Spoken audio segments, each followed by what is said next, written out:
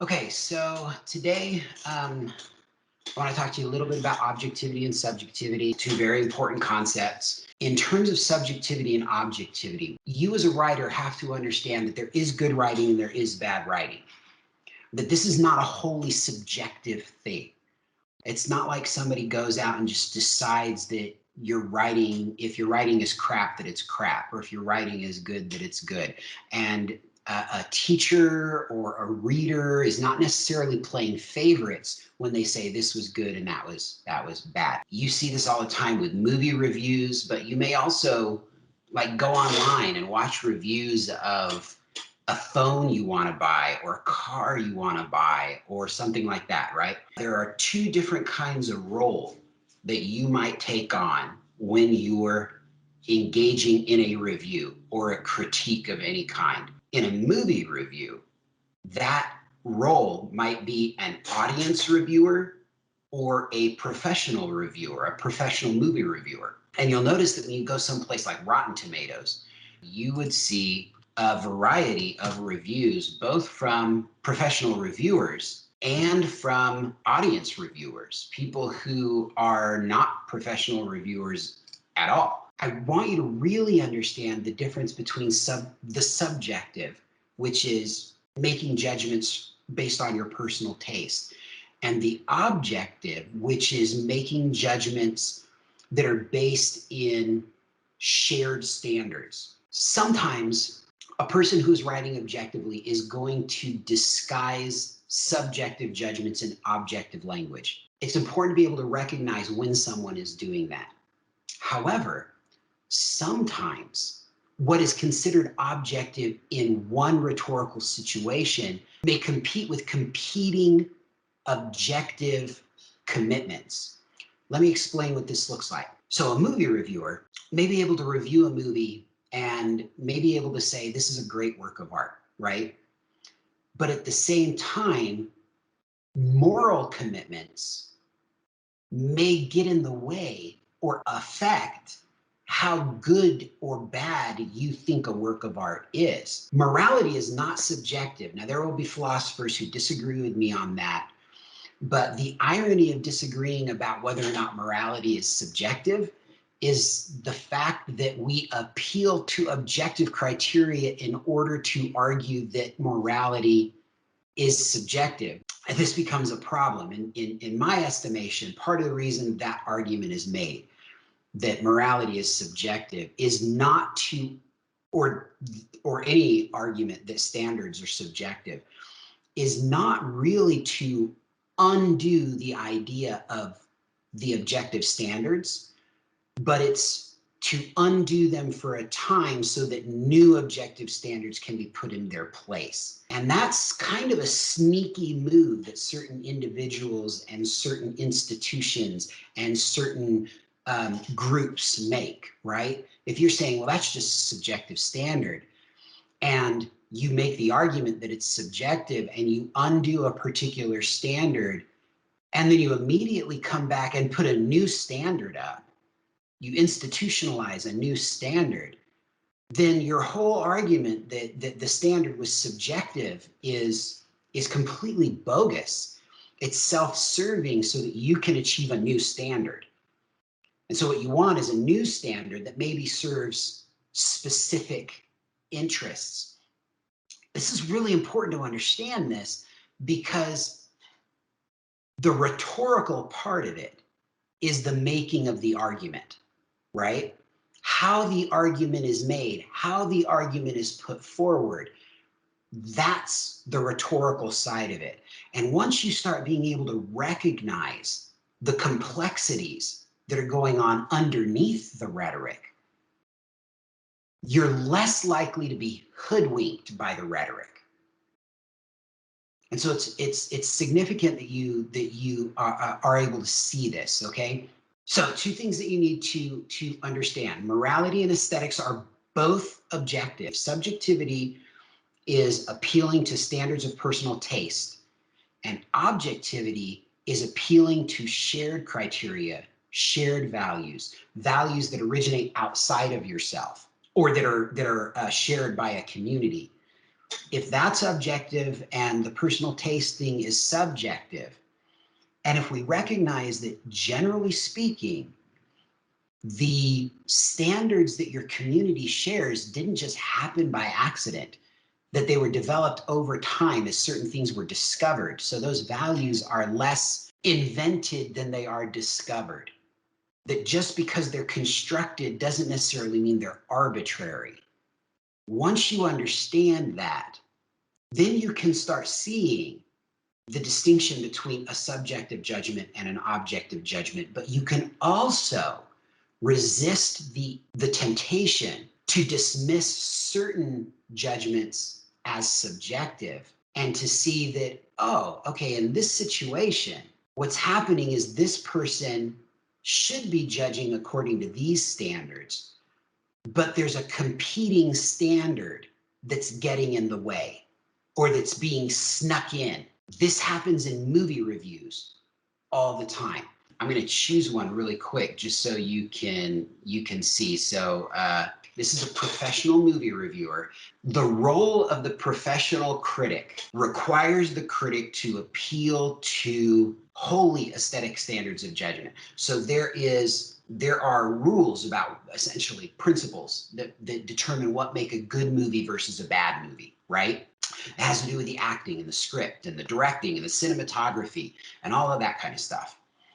For a professional reviewer, their job is to judge a movie based on this aesthetic criteria. For an audience reviewer, however, their job is to just say whether or not they enjoyed the movie. What was their subjective experience while watching the movie? Whereas the professional reviewer, is this object of study a good or a bad example of this kind of art? And so you'll notice that these two roles are asking you to do two different things. You could apply the same logic to a review of the new iPhone, right? There are some people who just don't like Apple for a variety of reasons. And that will inform, that subjective opinion of Apple will inform their objective opinion of the iPhone. You can flip that around. There are people who are, we call them Apple fanboys, right? Apple fanboys are going to like the new iPhone, whether it sucks or not. I mean, there were Apple fans who were defending that little strip. Apple has actively resisted making touchscreen laptops. Part of this is because they want to make sure that you are buying the iPad. It's a marketing scam. They want you to buy the whole battery of Apple products. But people really like touchscreens. And so what Apple did was they made a touch strip at the top of their keyboard, which was just skewered by critics. It's like, what is the purpose of this? So our subjective opinions about a thing can actually inform our objective opinions of things. They're not necessarily mutually exclusive. It's not as easy to untangle these two things as we'd like to think it is. Okay, so the definitions that I've given you of objectivity and subjectivity are very bare bones definitions. You can go in more into this if you want to philosophically. I'm just trying to help you understand these two concepts so that you can realize that good writing is good writing objectively, not subjectively. And that poor writing is poor writing objectively, not subjectively. The other reason that I bring this up is because I want you to recognize that sometimes what appears to be a subjective judgment may actually be an objective judgment that is appealing to different criteria or standards of judgment. Let me illustrate how this might work, again, using movies. Okay, so there's this film right now on Netflix. It's a French film. It's called Cuties. I don't know if you guys have heard about this controversy right now, but the movie is about a young African girl who is Muslim, who's trying to fit in with her with a group of French friends, and she starts getting involved in the sexy dance stuff that they do. What the director and the writer has said about this film is that she is trying to essentially preach against the hypersexualization of girls. Critics of the film, professional critics of the film, have really loved this movie by and large. I mean, you can see it right here. It's an 85% fresh rating on Rotten Tomatoes. That means 85% of critics think this is a great film. But you'll notice the audience score is only 13%. That's because audiences are less likely to disconnect from their moral commitments when they're watching a film. So when you're reviewing a movie, you're supposed to be reviewing that movie when you're reviewing it professionally as an aesthetic object. And so what you're supposed to be doing is you're supposed to be using aesthetic criteria to judge it. With a movie, that would be things like the cinematography and the acting and the directing and the script. All of those things are the criteria for judging a movie as a work of art. But then there are these other objective commitments over here.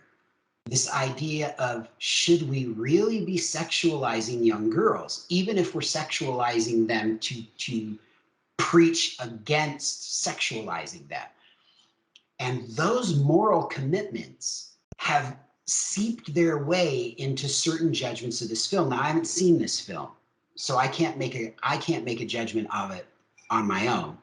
But if you read the reviews, look at these reviews. Cuties dramatizes what people of color and immigrants endure as a result of isolation and ghettoization, of not being represented culturally and politically, and of not being represented in French national mythology. Notice what's going on there. Even this review, which is reviewing this film as a good work of art, that says this is a good movie, notice that nothing here actually talks about the aesthetic criteria. This Richard Brody's moral commitments, maybe a commitment to anti-racism, maybe a commitment to pro-immigration, maybe a commitment to anti-colonialism or anti-imperialism, or to post-colonial, having a post-colonial understanding of formerly colonized peoples. These commitments show up in his review. This is not primarily on aesthetic criteria. His morality is causing him, at least partially, to like this movie. Compare that to an audience review. Look at this audience review right here. I'm gonna increase the size of this here, so hopefully you guys can see it a little bit better. I went into this movie with an unbiased outlook on things, yet it did not help, as I feel the production director and editors made a few big mistakes. I understand what the director may have been trying to achieve, but it did not come out the way or be received by the audience in the way she may have thought. The shot list and hypersexualization of 11-year-olds is wrong. There were many choices in the editing and framing that they could have adjusted to still have an empowering effect on the modern day coming of age and testing social religious boundaries. Unfortunately, the message is lost as they made it too sexually obvious, which makes it disturbing for the audience to see girls sexualized at such a young age. Now, notice the difference here, though. We've got two competing roles here. This Alexander T is playing the role of an audience reviewer. The role of an audience reviewer is completely subjective. He only has to judge the movie based on his personal taste. And personally, he was offended by what he was seeing going on in the film. But you'll notice that the people who are criticizing this film, they are not criticizing it aesthetically, they're criticizing it morally. Notice what's happening here. This guy is not offended aesthetically, he's offended morally. And one of the things that's a problem is that we've come to see morality as subjective over the last 150 years, right? And what's interesting about that argument is that in order to engage in the argument, we have to appeal to objective criteria, which from my perspective, actually undermines the idea that morality is subjective. Like, we absolutely have to appeal to shared criteria. So what you have there are two objective criterias of judgment coming into conflict with each other. And when we're dealing with movies, something that is seen as aesthetically pleasing but morally reprehensible could actually be seen as even more morally reprehensible because it's so good aesthetically. There's the potential from the moral brain of leading people to do bad things. And so there's this added level of revulsion to it, an intensifying of the revulsion to it. Untangling the subjective and the objective is already difficult. But untangling two different sets of objective commitments, that's even more difficult. And it becomes really, really difficult in a morally charged film. A professional reviewer's rhetorical situation is supposed to focus on the aesthetic qualities of the film. But notice these reviewers are having a really difficult time with that. This raw, unfiltered film strings together a plot that really does not make sense. Boom, that's objective. In a film, a plot has to make sense. So we have at least one person making an argument here that is objective. But look at the next one down here. Do I think Cuties was made for pedophiles? No. I think it was made for parents and society, but in an erroneous way that missed the mark. That's trying to be a little bit more balanced, right? Look at the next one. While at times very difficult viewing, so again, this is a critic who is actually bringing in their subjective opinion, there is no doubting the sincerity and integrity behind Cuties. But at the same time, does sincerity and integrity make a good movie? Does sincerity and integrity make a good work of art? One of the reasons it's not only okay, but important to recognize that there are competing commitments that you have in any given rhetorical situation. It not only helps you untangle them, but it can help you untangle when you're being hoodwinked by somebody else. You're going to discover as you analyze rhetoric more and more that there are times when subjective judgments are being disguised as objective judgments. We can test that idea with other people. I can say, well, I think it's wrong to sexualize 11-year-old girls. Do you think it's wrong to? Yeah, you do too. Do you? Yeah, you do too. So we are all agreed that this is wrong. How do you not see it? And you can compare that to something like the idea of greenness. You can look at a leaf and a piece of grass, a blade of grass, the stem of a rose, and you can say, oh, well, hey, look, these all kind of look like the same color. Do they look like the same color to you? And then somebody says, yeah. And the other guy says, yeah. And the other guy says, yeah. And the rose looks the same color too. And you're like, well, wait a minute. The rose isn't green. The rose is red. Why are you seeing these as the same color? That's objective. We start to realize that something is wrong with a person's vision. That's how we know people are colorblind. We start to realize that something is wrong with a person's vision if they see green and red as the same color, when all of the rest of us see it as different colors. This is one of the things I'm talking about in terms of objectivity, okay? Objectivity, it's not necessarily truth. And it's not necessarily disregarding the subjective. What happens is we take our subjective experience, we test that subjective experience with other people, and then we say, oh, yeah, so this is probably what the world looks like, right? And then we see somebody who disagrees with that, we start thinking something must be wrong because all of us see it this way and you see it that way. But if we reduce everything to subjectivity, all standards are obliterated, which can serve some interests if we can obliterate all standards.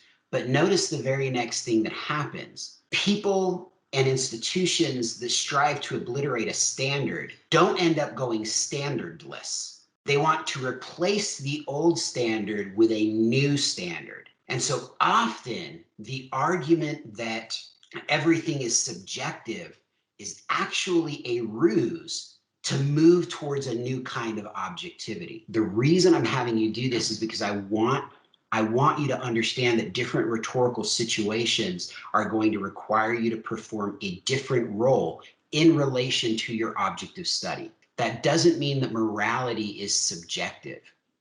It means that it's a different kind of objectivity.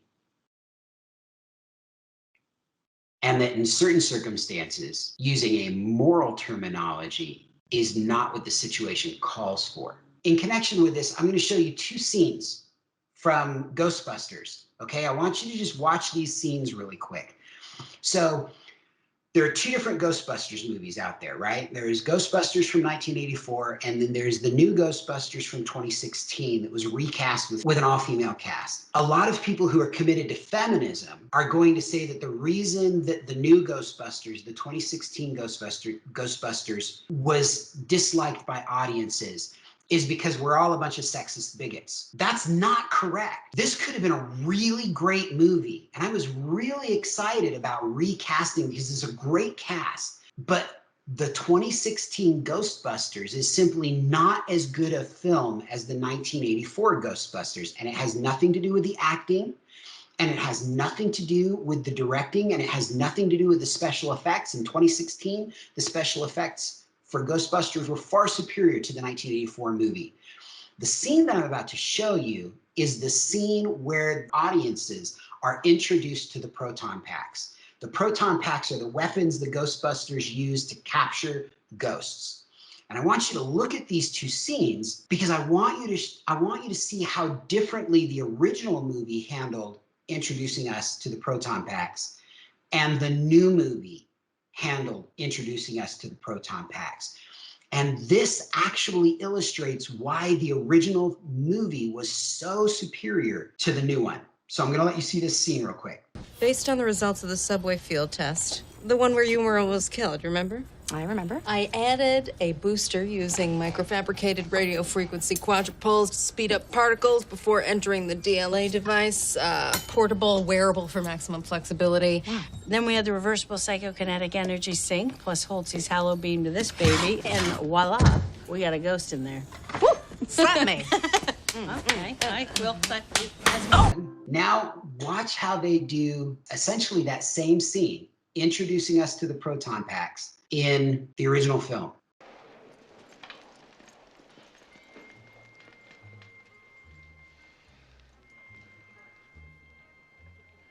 What are you supposed to be, some kind of a cosmonaut?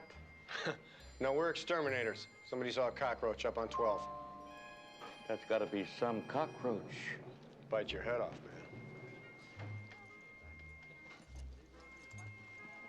Going up?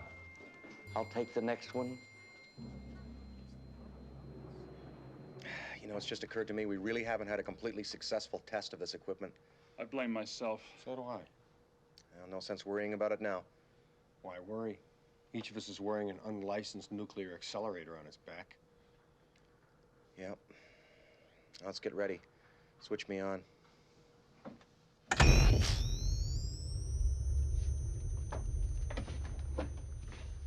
What made the original one superior to the second one? Like, why was it better? They were trying too hard to make the girls look smart by giving them all this techno babble that they could engage in, right? For all of its flaws, the first movie was a far superior film. The second movie is a technically superior film in terms of cinematography, in terms of special effects, in terms of all of that. The casts were equal. Those women in the Ghostbusters 2016, they are funny. You see them in any other movie and they are funny people. This scene was just not funny. The first one didn't even need to try and make us laugh. We just laughed. And that brilliant scene of them being in an elevator and trying to step away from what we've just been told is a nuclear reactor. It's just brilliant. It's not that your revulsion to a particular film or a particular work of art is necessarily subjective. You may just have competing objective commitments that are placing you in conflict with it. And if you can recognize that, having access to this discourse of objectivity and subjectivity can help you recognize that. In the hierarchy of judgments, moral judgment is more significant than aesthetic judgment. That's one of the reasons, but it's not the only reason. The more important reason is because the better and better and better a work of art is, and the worse and worse and worse it is morally, the more likely it is to encourage people to participate in the moral thing it's presenting as good or beautiful or whatever, the immoral thing that is presenting as good or beautiful or whatever. And so it becomes that much more morally reprehensible. But I want you to recognize that these are objective criteria of judgment, okay? Both of them are. And sometimes they can be competing. So be careful that you are not tempted to dismiss as subjective a critique that is actually objective, but it's appealing to a competing criteria of objective judgment. The other thing that I want you to recognize is that sometimes the language of objectivity can be a mask for subjective judgments or for competing moral judgments. And these are also important to recognize. It's so easy for a skilled writer to disguise a subjective judgment or a moral judgment in the language of objectivity. So that's enough about subjectivity and objectivity.